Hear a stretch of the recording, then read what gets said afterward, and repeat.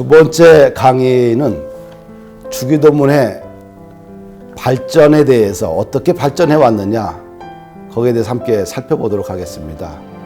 주기도문은 누가복음에도 기록되어 있고요, 마태복음에도 기록되어 있고요. 그 주기도문이 어떻게 오늘날 교회에서 사용하게 되었는지 함께 나눠보도록 하겠습니다. 누가복음 11장 1절에 보면 예수님의 제자 중 한 명이 예수님께 기도를 가르쳐 달라고 합니다.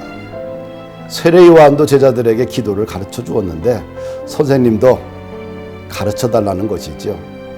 여기서 중요한 것은 예수님이나 제자들은 다 유대인들입니다. 유대인들은 기본적으로 기도를 잘 알고 있습니다. 제자들이 기도를 할 줄 몰라서 예수님께 기도를 가르쳐 달라고 요구한 것은 아니지요. 구약의 시편들은 모두 기도입니다. 예수님 당시 유대인들은 누구나 잘 알고 있는 유명한 기도들이 있었습니다. 하나는 카디시라는 짧은 형태의 기도문이고, 이 기도문은 유대 회당에서 설교 끝나고 함께 낭송하는 기도문입니다. 다른 하나는 18번 축복기도라는 긴 형태의 기도문이 있어요. 이 기도문은 하루 3번 아침, 오후, 저녁을 시작되는 시간에 각각 반드시 드려야 되는 아주 중요한 기도문입니다. 18번 축복기도는 모든 유대인들에게 가장 기본적인 기도였습니다. 유대인들은 기도를 많이 알고 있었고 기도를 많이 했고 또한 시편 기도를 따라하곤 했습니다. 그런데 왜 제자들은 예수님께 기도를 가르쳐 달라고 요청했을까요? 그 이유는 매우 간단합니다. 예수님 당시에는 메시아가 곧 와서 하나님 나라를 실현하리라는 기대가 유대인들 사이에 아주 팽배했습니다. 메시아가 와서 하나님 나라를 이루기 위해서는 먼저 유대인들 속에 회개 운동이 일어나야 하고, 그리고 하나님께 헌신과 순종하는 일들이 있어야 한다는 생각이 널리 퍼져 있었습니다. 헌신과 회개와 순종은 한마디로 부흥운동입니다. 그 당시 유대인들 사이에 여러 단체가 일어나서 이 부흥운동을 주도하게 되었습니다. 그 중에 하나가 바리새인 운동이지요. 바리새인 운동은 회개하고 율법을 철두철미하게 지키며 하나님 나라의 도래를 기다렸던 운동입니다. 바리새인 운동은 이스라엘 전체를 하나님 나라의 제사장 민족으로 보려는 민족적 이상을 실현하려고 했던 중산층 평신도 경건 운동이 바리새인 운동입니다. 이 바리새인 운동에도 그 운동에 맞게 거기에 기도문이 있었습니다. 또 에센파 운동이 있습니다. 사해바다 주변의 쿰단 동굴에 응거하면서 성경을 연구하고 율법을 잘 지키며 헌신하며 회개를 주도했던 종파입니다. 그리고 세례 요한이 주도했던 부흥운동이 있습니다.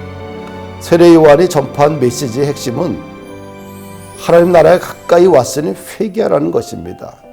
세례 요한은 임박한 종말과 하나님의 심판을 선포하면서 회개하고 세례를 받으라고 광야에서 외쳤고 요단강에서 세례를 베풀었습니다.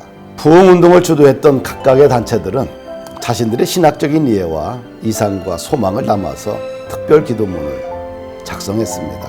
그리고 그들은 그 기도문을 가지고 하나님께 기도하도록 했지요.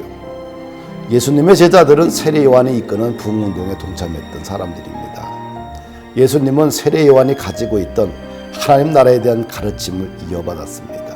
그러나 세례 요한의 강조점과 예수님의 강조점은 달랐습니다. 세례 요한이 불로 심하실 하나님의 심판을 강조한 반면에 예수님은 심판을 통한 하나님의 용서와 사랑을 강조했지요. 세례 요한은 심판에 강조점을 두었고 예수님은 하나님의 용서에 무게를 두었습니다. 그러면 주기도문이 어떻게 교회의 기도로 공식화되었을까? 주 66년과 70년까지 유대 전쟁을 기점으로 해서 유대교와 교회가 완전히 분리됩니다. 유대교는 그리스도인들을 이단으로 규정하고 유대 회당에서 축출합니다. 유대인들에게 있었던 카디시 기도문이나 18번 축복 기도는 유대인들에게 가장 기본적인 기도문이었지만 이방인들이 예수 믿기 시작하면서 유대인들의 기도문들을 받아들이지 않게 됩니다. 이방인들이 교회의 다수가 되어가면서 교회가 유대교회에서 분리되는 상황 속에서 더 이상 18번 축복기도나 카드시는 교회 기도에서 점점 사라지게 되죠. 그 대신에 예수님이 가르쳐 주신 기도가 교회 공동체의 기본적인 공중기도로 자리 잡게 된 것입니다. 신약 성경에 주기도문이 또 기록된 곳이 마태복음인데 그 마태복음은 주기도문이 이 어떤 문학적 구조를 가지고 마태가 썼는지에 대해서 살펴보도록 하겠습니다. 산상수훈은 마태복음 5장에서 7장을 말합니다. 여기서 예수님이 가르쳐 주신 주기도문은 산상수훈의 가운데 부분인 6장에 기록되어 있어요.